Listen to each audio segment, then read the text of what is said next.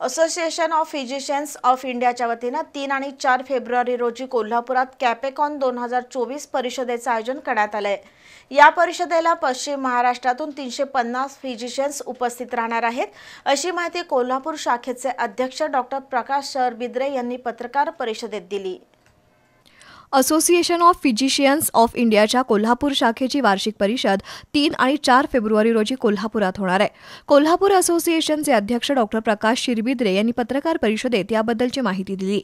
Hotel Sayaji इथं होणाऱ्या कॅपेकॉन 2024 परिषदेत अनेक ज्येष्ठ आणि सुप्रसिद्ध डॉक्टर मार्गदर्शन करणार आहेत।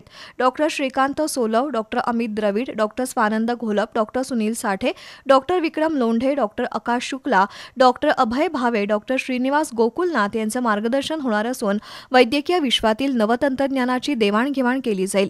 4 फेब्रुवारी रोजी कॅपेकॉन परिषदेअंतर्गत मुख्य कार्यक्रम होणार आहे। नवले मेडिकल कॉलेजचे अधिष्ठाता डॉक्टर दिलीप कदम यांच्या हस्ते या कार्यक्रमाचं उद्घाटन होईल।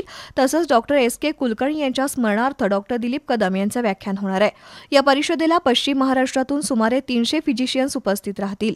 पत्रकार परिषदेला डॉक्टर विद्या पाटील आणि डॉक्टर श्रिया गाडवे उपस्थित होत्या।